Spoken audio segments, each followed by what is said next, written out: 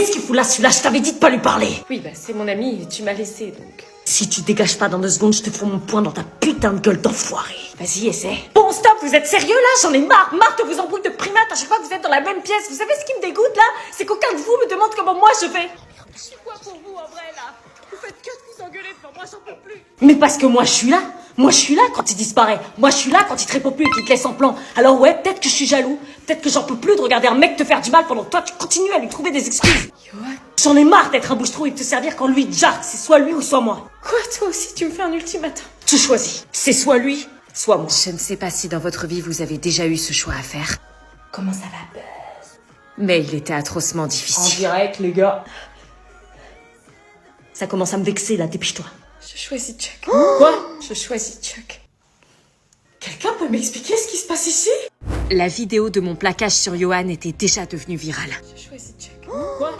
Ma mère avait à peine eu le temps de me chercher qu'elle circulait déjà en masse sur les réseaux. Elle me ramena de force à la maison, après avoir jugé ma tenue. Comment avait-elle pu savoir où j'étais? Comment avait-elle pu me trouver? Je n'avais pourtant pas laissé d'indices, ni dans ma chambre, ni dans la maison. Personne n'était au courant de mes soirées nocturnes. Enfin si, une personne, mais... C'est toi qui as poucave à maman que j'étais à la soirée influenceur? Oui, j'avais pas le choix. Mais putain, je te paye assez chaque semaine pour que tu fermes ta putain de bouche. Elle m'a filé 50 balles, sorry. Je sais que tu le sous-dois. Quoi? C'est mon fils, il peut rien me cacher, contrairement à toi. Ça fait combien de temps que tu sors en douce le soir comme ça? Ça fait 1 an, maman. C'est la première fois. Arrête de me prendre pour une idiote! Je te jure, ça Ton fait... père et moi allons te punir sévèrement, puis ton frère qui arrête pas d'acheter des jeux, sa pile ne fait qu'augmenter. Comment tu l'as eu cet argent? Bingo, là, j'étais coincée. Tu te prostitues? Maman, non, je te jure que non. Pourquoi j'entends toujours de la musique dans ta chambre avec 50 fois le même extrait? Ça s'appelle TikTok, maman, mais ça, je peux pas te le dire, je fais des trends. Parce que quand j'aime une musique, je la passe en boucle 50 fois. C'est du OnlyFans? Comment elle connaissait ça? Non, maman, promis, c'est pas Je ça. suis sûre que tu me caches des choses et je vais pas tarder à savoir ce que c'est. Une mère finit toujours par savoir. Tiens, c'est qui ça? Je sais pas. Vous pouvez me déposer? Oui, bah vas-y, monte. Décale les affaires, Anna, fais-lui de la place. J'oubliais que ma mère prenait souvent des autostoppeurs. Parce qu'elle disait qu'elle aimerait qu'on le fasse pour elle. Merci. Ah, mais t'es vieux cac, le mec qui teste des trucs sur YouTube. Ouais, je suis en train de faire un vlog là et toi t'es Anna Wolf. Chut. Pourquoi tout le monde te prend pour Anna Wolf? Je vais regarder qui c'est Anna Wolf sur internet. Non! Maman, il faut déposer le mec. Si vous pouvez me déposer à l'Urban Move pour mon vlog, ce sera parfait. Encore les réseaux sociaux, c'est très malsain. Mais toi t'es ultra connu. Chut, elle le sait pas. Ouah, chaud, faut que je foute ça dans le vlog. Ok. Mais c'est la dame aux cheveux longs. Quoi? La daronne sur les réseaux. Chut, évite de prononcer le mot réseau dans cette voiture, s'il te plaît. On parle que d'elle. Ma mère était devenue un mème sur Internet. Qu'est-ce qui se passe? Ça va être compliqué de lui cacher. Je suis tombée amoureux d'Anna depuis la première seconde où je l'ai vue. À 5 ans, j'ai débarqué dans cette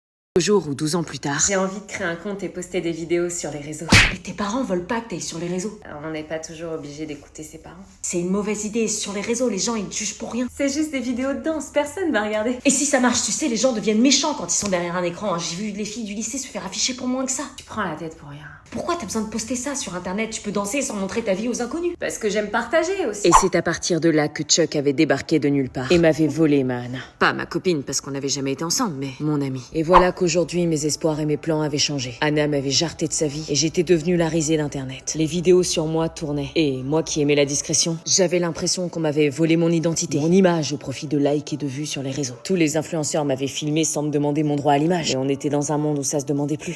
Le pire était quand je sortais de chez moi. Je pouvais pas sortir sans avoir des regards ou être happé par quelqu'un. Excuse-moi, t'es pas le mec qui serait un raton raton en en live. live? On peut prendre une photo, s'il te plaît? Il n'y avait que l'image qui comptait. Je voyais dans leur regard l'excitation. Et ça me dégoûtait. Non. Bonne journée.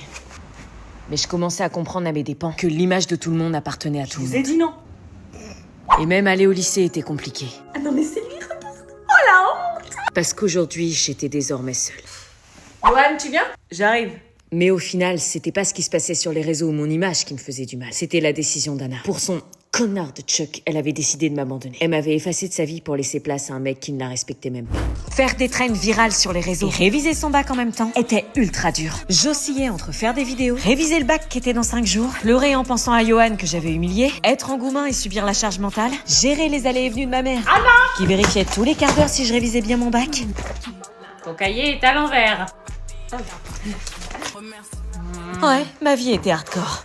Mais à force d'entendre que le bac était important, j'avais fini par avoir l'impression qu'il déciderait de toute ma vie. Va l'avoir ce bac. On compte sur toi, hein. Ouais, enfin, c'est possible de le rater, hein. Non, impossible, pas toi. Pourquoi pas moi, au final? Je sais que les parents pensent bien faire, mais ils se rendaient pas compte du stress que ça nous procurait. Mais les moments où je me sentais mal en pensant à Johan étaient malheureusement les plus fréquents. Les gens disent toujours que le temps guérit tout, mais parfois, il ne fait que nous apprendre à vivre avec la douleur. Il y a des gens qui changent ta vie, même s'ils n'y restent pas. Outre le fait que ma meilleure amie avait raison, je devais aussi gérer le comportement bizarre de Chuck. Tu souris? Pour rien, t'inquiète.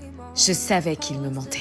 Depuis le premier jour, mes amies se méfiaient de Chuck. Quelque chose chez lui les dérangeait, sans qu'elle sache vraiment l'expliquer. Elle voyait des signaux d'alarme partout, là où moi, je ne voyais que lui. Cramer ce pauvre type. Le problème, c'est que moi, je l'aimais. Chuck, on le sent pas, méfie-toi. Il s'intéresse à toi pile quand tu perces sur les réseaux, tu trouves pas ça bizarre? Moi, je le sentais sincère.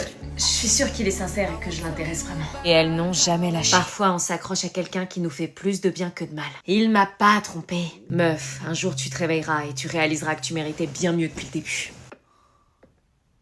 Courage, Anna.